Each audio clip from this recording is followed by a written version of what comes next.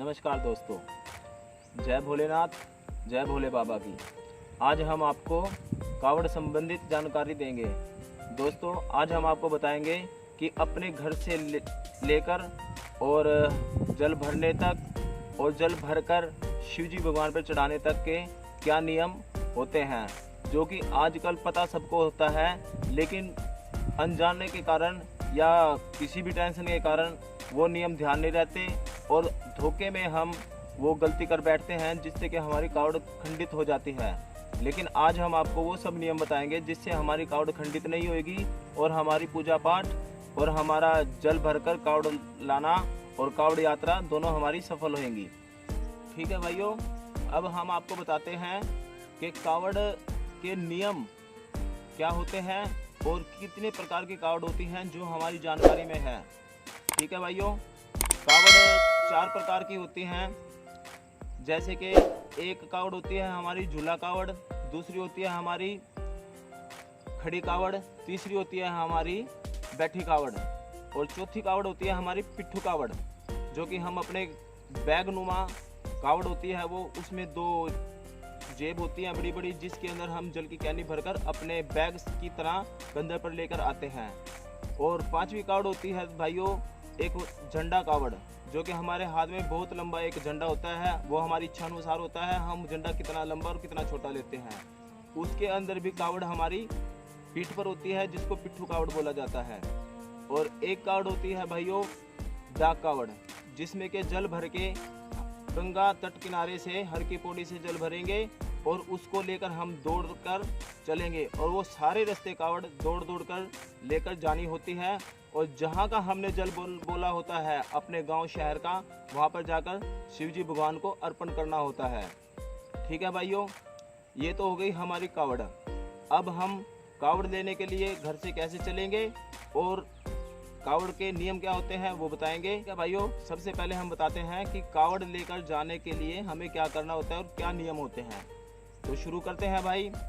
सबसे पहले हमें क्या करना है, अपने घर से जब हम कावड़ लेने के लिए निकलेंगे तब हमें एक संकल्प करना होता है कि हम अपनी कावड़ किस मनोकामना से लेकर आएंगे और कौन सी कावड़ लेकर आएंगे, ये हम सोच विचार करके अपने घर से चलेंगे।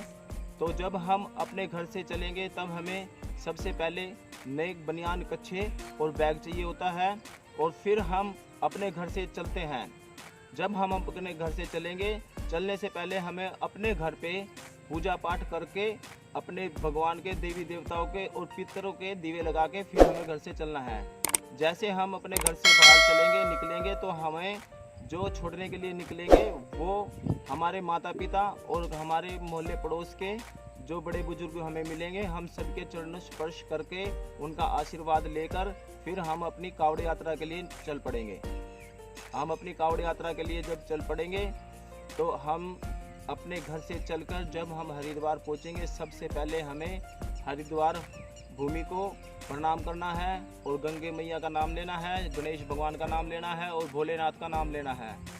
तब हमें हर की पौड़ी पर जाकर स्नान करके फिर हमें ऋषिकेश के लिए रवाना होना है।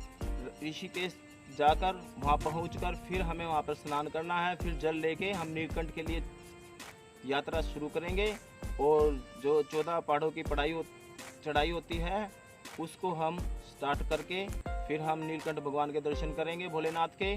जल नीलकंठ पर चढ़ा के वापस अपने हरिद्वार आएंगे। हरिद्वार आने के बाद माता मनसा देवी, माता चंडी देवी के हम दर्शन करेंगे। उसके उपरांत फिर हमें वापस हरिद्वार हर की पौड़ी पर आकर स्नान करने के बाद अपनी बाज़ारों में खरीदारी करके कावड़ तैयार करवानी है। कावड़ तैयार कराने के बाद फिर हम अपनी कावड़ को गंगा जल में नहाकर उसको रखेंगे। रखने के बाद दोस्तों फिर हम पूजा पाठ करके संकल्प करके अपनी कावड़ उठाकर चलने के लिए तैयार होंगे और इससे जो हमें पुण्य प्राप्त होएगा दोस्तों, इस पुण्य के लिए ही हम इतनी यात्रा करते हैं। अब हम आपको बताते हैं कि कावड़ के नियम क्या हैं। दोस्तों, सबसे पहला नियम जो बनता है वो बनता है कि जब हम कावड़ उठाएंगे, उठाने से पहले हमें संकल्प करना होता है। जैसे कि हमने आपको कावड़ के बारे में बताया था, वो कावड़ का हमें नाम लेना है कि हमारी ये कावड़ झूला कावड़ है, बैठी कावड़ है या खड़ी कावड़ है। ठीक है भाइयों, जब हम संकल्प करके कावड़ उठा के चलेंगे तो हमें क्या करना है। सबसे पहला नियम जो होता है कावड़ उठाकर चलने का, कि हम जब कावड़ कंधे पर आ जाती है तो हमारे नियम वहीं से स्टार्ट लागू हो जाते हैं। सबसे पहला नियम ये है कि हम जब कंधे पे कावड़ होगी तो हम कावड़ उठाकर चलेंगे तो हमें नंगे हाथों से अपना सर नहीं खुजाना है, क्योंकि ये अपवित्र है। हमें कावड़ नीचे रखकर तभी सर खुजाना है, या फिर हमारे पास कोई माचिस की तिल्ली या कोई डंडी होगी जो हम अपने पास रखेंगे उससे सर खुजा सकते हैं। दूसरा नियम दोस्तों, जब हम कावड़ लेने के चलते हैं तो उस उपरांत हमें कोई भी अन्न नहीं खाना है। अगर हम किसी भी तरह का कोई भी अन्न खाते हैं तो हमें अन्न खाने के बाद नहाना है। फिर दोस्तों एक नियम ये भी है कि जब हम कावड़ लेकर चलते हैं, हम कहीं पर विश्राम करेंगे या बैठेंगे तो दोस्तों हमें नींद की झपकी आ जाती है। जब नींद हमें आ जाती है तब तो हमें नहाना ही है, लेकिन उसके साथ साथ जो हमें नींद की झपकी आती है, जैसे कि अगर हमें ऐसी झपकी आती है तब भी हमें नहाना है। अगर हम लैट्रिन बाथरूम जाते हैं तब भी हमें नहाना है। और दोस्तों लैट्रिन बाथरूम का एक तकड़ा जो नियम है वो मैं आपको बताता हूँ। जब हम लैट्रिन बाथरूम करने के लिए जाते हैं कावड़ उपरांत, तो हमें अपने तन पर सिर्फ एक अंगूछा लपेट कर ही लैट्रिन के लिए जाना है।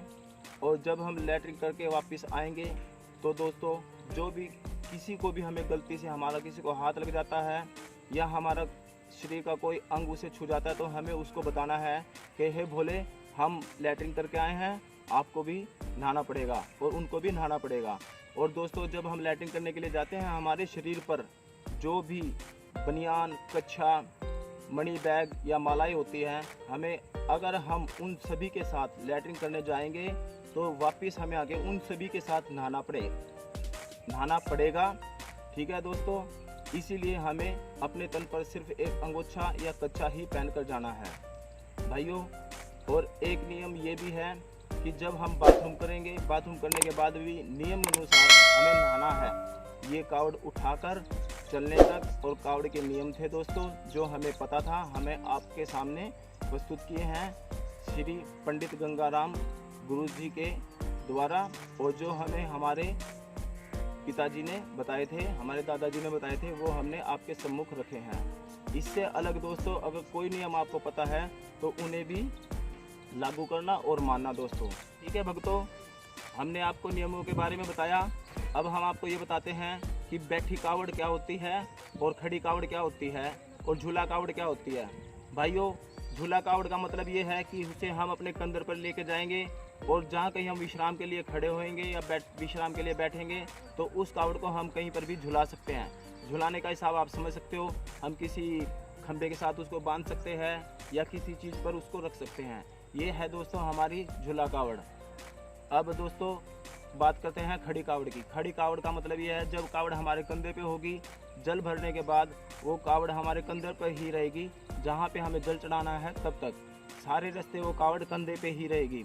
अगर आप कहीं पे विश्राम करोगे दोस्तों तो वहाँ पर जो सेवादार होंगे आप ये कावड़ उनको दे सकते हो, या जो सेवादार आपने अपने साथ रखा है चलने के लिए वो आपकी मदद करेगा और वो कावड़ को पकड़ेगा जब तक आप विश्राम करोगे, बैठोगे या रात को सोओगे। इसको कहा जाता है खड़ी कावड़।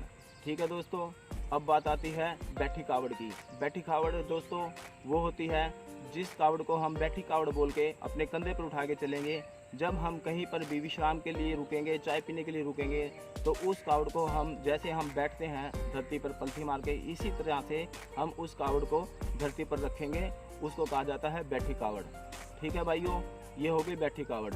और दोस्तों जो हमारी पिट्ठू कावड़ है जिसको हमने आपको बताया था, उसको बैग की तरह हम पीछे कमर पर टांगते हैं, वो भी झूला ही कावड़ होती है, क्योंकि उसे भी हम कहीं पे जाएंगे तो उसे हम कहीं पर बांधेंगे। ठीक है दोस्तों, वो भी झूला कावड़ी होती है।